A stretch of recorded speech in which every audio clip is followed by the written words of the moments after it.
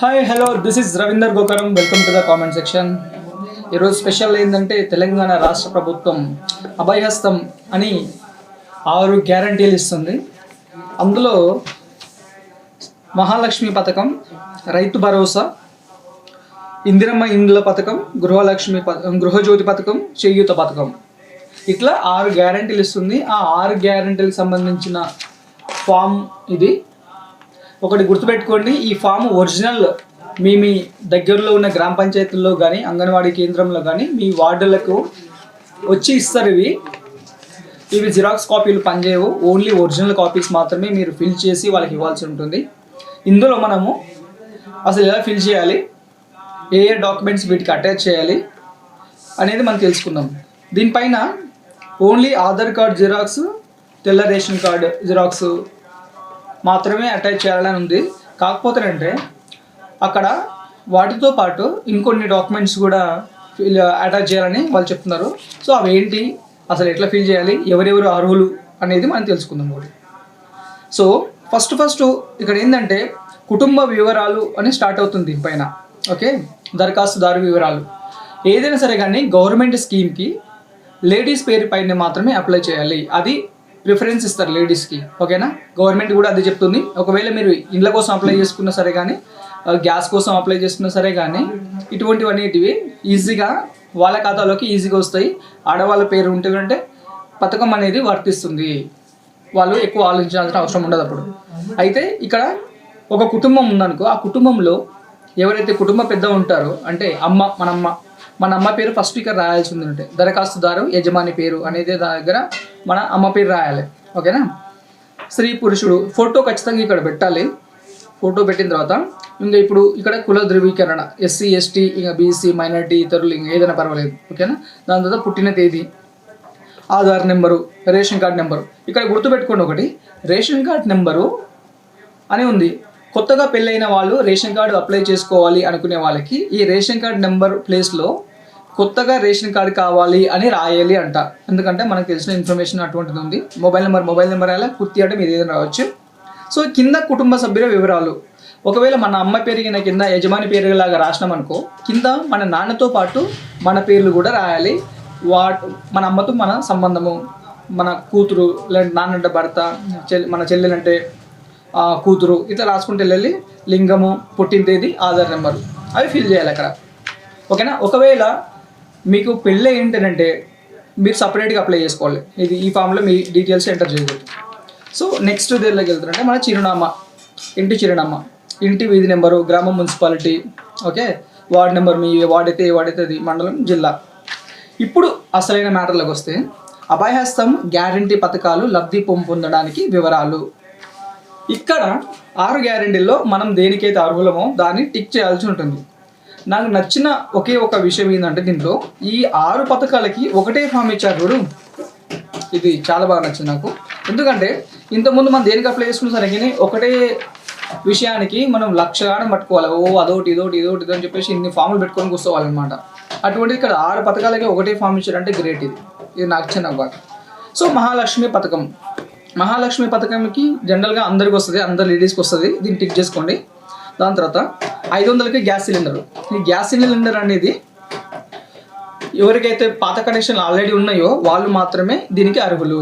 అందుకోసం చెప్పేసి ఆ 500కి ఆ సిలిండర్ అని వస్తుంది. గ్యాస్ కనెక్షన్ నెంబర్ ఇక్కడ పెట్టాలి, సరఫరా చేసిన కంపెనీ పేరు, సంవత్సరానికి ఎన్ని గ్యాస్ సిలిండర్లు యూజ్ చేస్తున్నామో అదొకటి.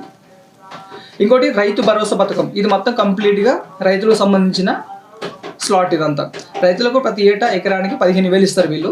సో రైతు లేదా కౌలు రైతు పట్టాదారు పాస్బుక్ నెంబర్లు ఇవ్వాలి. దాని తర్వాత ఎంత భూమి సాగు చేస్తున్నాం అనే విషయం చెప్పాలి. ఇక్కడ వ్యవసాయ కూలీలకి ఏటా 12,000. మనకి అది కావాలనుకుంటే మనం అది కూడా పెట్టేసుకోవచ్చు ఎవరైతే అర్హులు ఉన్నారో. సో ఉపాధి హామీ కార్డు నెంబర్ ఉంటుంది. మనం ఒకవేళ ఊర్లోకి వెళ్ళి మనం చేస్తున్న 100 రోజుల పని, ఉపాధి హామీ అటువంటి కార్డ్స్ ఉంటాయి చూడ, అవి ఇక్కడ మెన్షన్ చేయాలి. నెక్స్ట్ ఇందిరమ్మ ఇండ్ల పథకం. ఇక్కడ ఒక విషయం చెప్పాలి. ఇక్కడ ఏంటంటే ఇందిరమ్మ ఇండ్లు అని అన్నారు కానీ ఇండ్లు మాత్రం ఎక్కడ ఇవ్వట్లేదు, ఇస్తున్నట్టు కూడా ఇక్కడ మెన్షన్ చేయలేదు. ఎవరైతే ఇల్లు లేని అర్హులైన కుటుంబానికి ఇంటి నిర్మాణానికి ఆర్థిక సాయం అన్నారు తప్ప వాళ్ళకి కొత్తగా ఇల్లు కట్టిస్తాం అనేది ఇక్కడ చెప్పలేదు దీంట్లో. అదొకటి మైనస్ పాయింట్ ఉంది, దాని గురించి మనం సపరేట్ వీడియో చేయడం.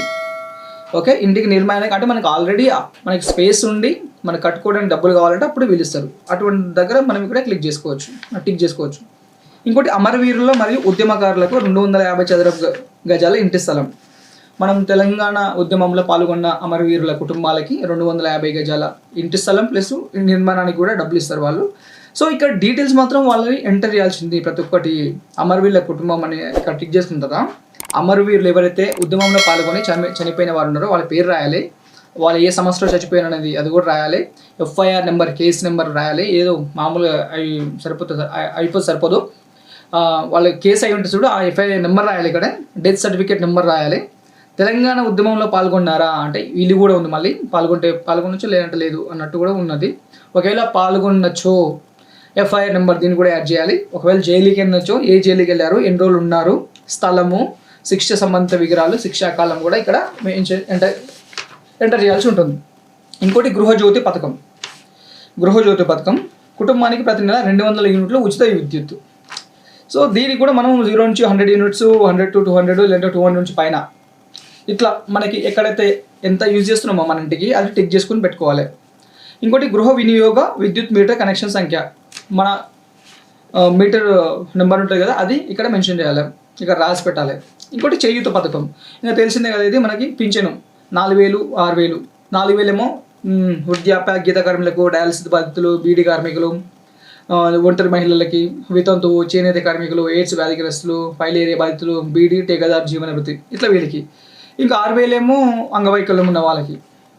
సో అది అనమాట వాళ్ళది ఇక్కడ టిక్ చేసుకోవాలి. అంగవైకల్యం అంటే ఇక్కడ టిక్ చేసుకోవాలి, వాళ్ళ సర్టిఫికేట్ ఉంటుంది చూడు అది ఇక్కడ పెట్టుకోవాలి. సో ఇందులో మనం ఏదైతే అర్హులు ఉంటామో అది మనం పెట్టేసుకోవాలి. దాని తర్వాత ఇక్కడ సంతకం కానీ లేదంటే వేలిముద్ర కానీ వేయచ్చు, పేరు డేట్ వేసి పెట్టాలి. దాని తర్వాత చివరికి ఉండే ఫామ్ మాత్రం మనం యూజ్ చేయకూడదు, కావాలంటే ఇక్కడ ఓన్లీ మన డీటెయిల్స్ రాసి వదిలిపెట్టాలి. ఏ పథకానికి అర్హులో అది కూడా టిక్ చేసి పెట్టుకోవాలి. కింద సైన్స్ మన ఆఫీసర్లు ఉంటారు చూడు, వాళ్ళు చూసి ఇక్కడ సైన్ చేసి వాళ్ళు ముద్ర వేసి ఈ రిసిప్ట్ అనేది చించి మనకి ఇస్తారనమాట. ఇది విషయం. అయితే ఇక్కడ మనము ఏ ఫామ్స్ దీనికి అటాచ్ చేయాలి అనేది, ఒకటి ఆధార్ కార్డు పక్కా ఉండాలి, అందరి ఆధార్ కార్డులు. దాని తర్వాత ఎవరైతే అప్లికెంట్ ఉన్నారో ఆమెది, మన అమ్మది ఒక ఓటర్ ఐడి కార్డు ఉండాలి. దాని తర్వాత గ్యాస్ బిల్ కానీ గ్యాస్ బుక్ జిరాక్స్ కానీ ఉండాలి. ఎందుకంటే మన గ్యాస్ కోసం 500 కోసం అప్లై చేస్తున్నాం కాబట్టి అది. ఈ గ్యాస్ విషయంలో ఏమవుతుందంటే కొత్త కనెక్షన్లు ఎవరైతే తీసుకుంటారో వాళ్ళకి ఈ పథకం అనేది వర్తింపదు, అది గుర్తుపెట్టుకోండి.